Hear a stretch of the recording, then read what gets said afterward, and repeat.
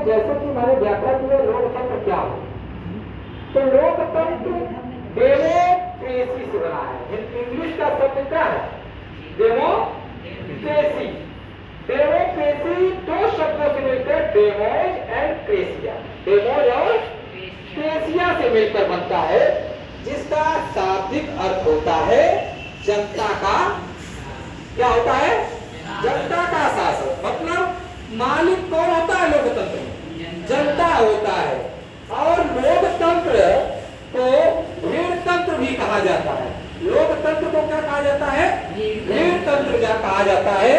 लोकतंत्र की वर्तमान जो परिभाषा है, अमेरिका में गेट्सबर्ग सम्मेलन हुआ है अमेरिका में, जो 1863 में हुआ। कब हुआ? 1863 में जो है गेट्सबर्ग अमेरिका में एक सम्मेलन हुआ, जिसके प्रतिनिधि अब्राहम लिंकन जो है लोकतंत्र की एक अच्छी परिभाषा दिए। कहे कि लोकतंत्र क्या है? जनता का। लोकतंत्र जनता के द्वारा है।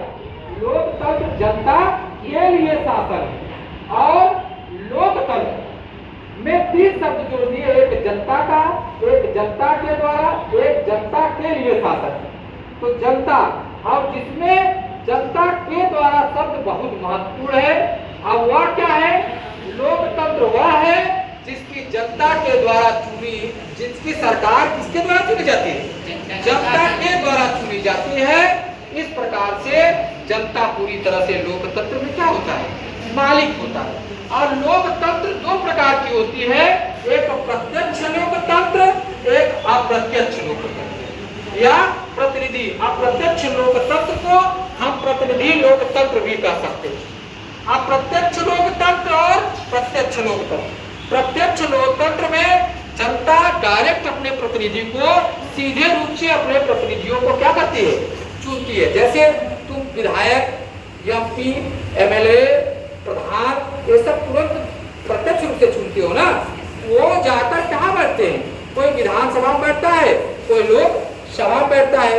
अब जो है मान लीजिए कि तुम विधायक और सांसद को तो जनता प्रत्यक्ष चुनती है ना, वोट देकर चुनती है ना, तो प्रत्यक्ष लोकतंत्र हो गया। अप्रत्यक्ष या प्रतिनिधि लोकतंत्र क्या होता है? जैसे अब तुम विधायक, एमपी, एमएलए को चुने और वो किसके? राष्ट्रपति चुनाव में, प्रधानमंत्री के चुनाव में और अन्य चुनाव में जो भाग लेते हैं, वो जनता अप्रत्यक्ष रूप से भाग न लेकर राष्ट्रपति के चुनाव में अप्रत्यक्ष रूप से भाग लेती है।